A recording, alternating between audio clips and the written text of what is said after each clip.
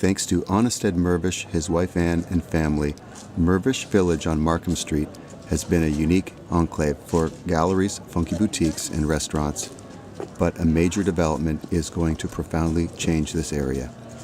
Charlotte Hale and Associates Gallery will not be part of this transition, and as Charlotte prepares to leave, we have one last conversation for the record.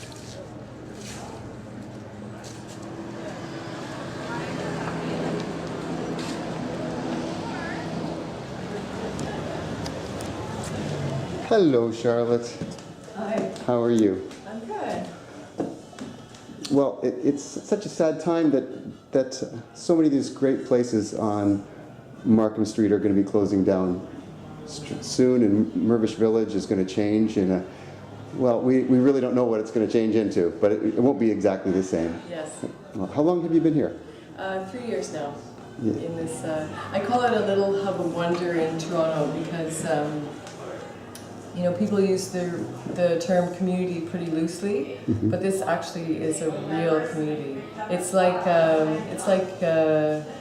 somebody compared it to France, to Paris, back in the day. It's a really vibrant place. So it's been wonderful to be here.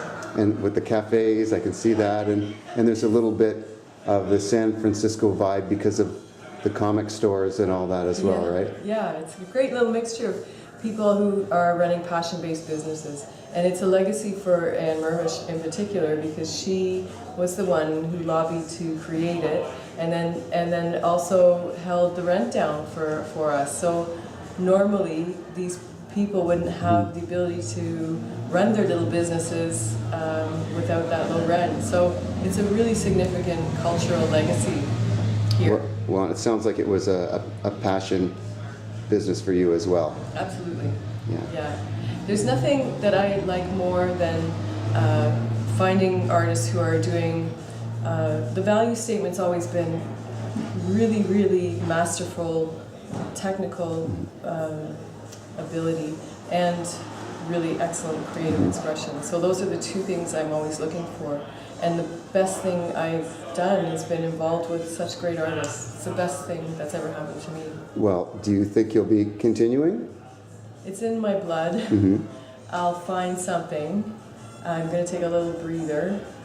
And I'd like to actually work a little bit on some curatorial projects and some writing about how to collect art and what to look for, because I think it's important right now. Well, that's for sure. And I understand you have been very busy with the RMG exposed photo show and auction fundraiser. That's a favorite event as well.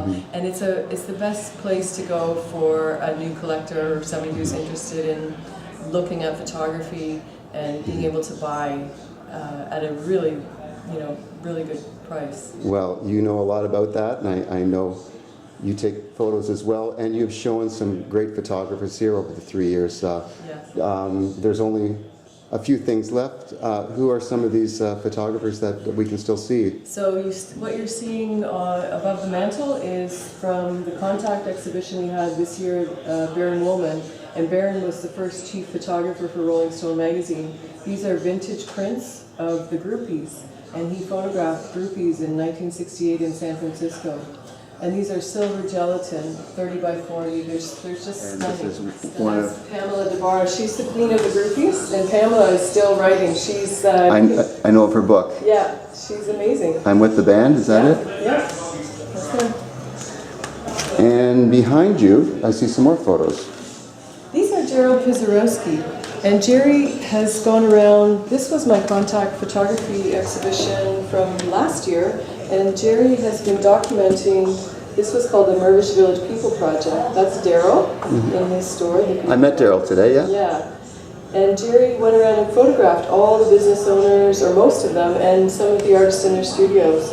And he has a platinum portfolio of Mirvish Village people. Well, that's great that it's preserved through artists like him. And this is Gabor, who I also met today across the street. And Gabor is an artist in his own right and runs the gallery. And I noticed that he's going to be having a show of this artist's work. It's all sort of here, right, to tell the story. Yeah, like we're mixing it all up. This is Joshua Kalfa, And Joshua has been a member of the studio community on Markham Street in Mirvish Village, and these are some of his works. This is a maquette of a very large piece that's Yes. on the street, correct? Yes, exactly, yep. Yeah. Well, they're wonderful. Okay. And the pieces they're dwindling, but I also saw an Wlasenko Yes. over here, Yeah, Olex. who is the curator of the station gallery. Yes. I'm a huge fan of Olex's work. He's incredible. And he does this applying pigment with his fingers, right? Yes. Olex has participated in the drawing and sculpture exhibition. I have the summer collective for the last 3 years, I think. Yeah. Every year he's been here. And these pieces? This is Sergei Firer, master printmaker. I've worked with Sergei now for also 15 years, I guess. And these are... Fine detail. I know, they're stunningly beautiful. Baron Woolman again. The show was called Groupies and Other Electric Ladies, and we also showed some of his portraits of musicians from back in the day. That's Eric Burden. Okay, all right. The Grateful Dead. Yeah, and there's a story to go with every image. There's a finger missing. You probably did not know that. I did know that. Oh, you did? I've seen the Grateful Dead, but I did not sit close enough to notice the finger. There's another groupie. They're just beautiful. I just, you know, these prints came from London, and you're curating online, and so you're never quite sure how they're going to look when you open. So I was really hoping for good work, and when they came in the box, I opened the box. It was unbelievable. Well, there you go. A little bit of San Francisco here, as we were talking about. Yeah. And this is one from that series as well? This is Baron as well. That's Lacey.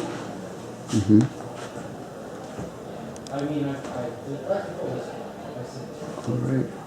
So, of the shows over the 3 years you've been here, one of my favorites was Lynn McElroy-Evans and Francis Muscat of the Uxbridge area. It was beautifully hung, and other highlights. You did a show based on people's interpretation of Tom Waits. Yeah, that was fun.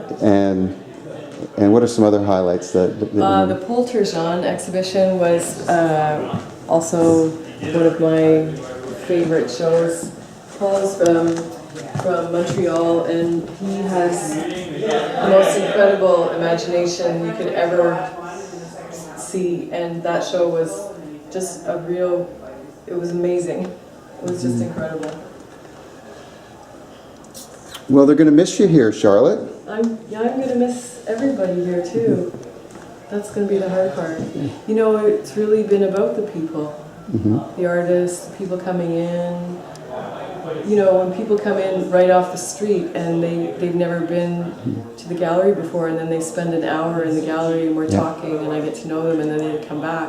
That to me that's good work. That's what I want to do. Well, you should feel very proud of yourself for doing this. Thank you. And we hope to see you doing some curatorial projects and seeing the Charlotte Hale Gallery wherever it may be in the future. Thank you so much. Thank you, Charlotte.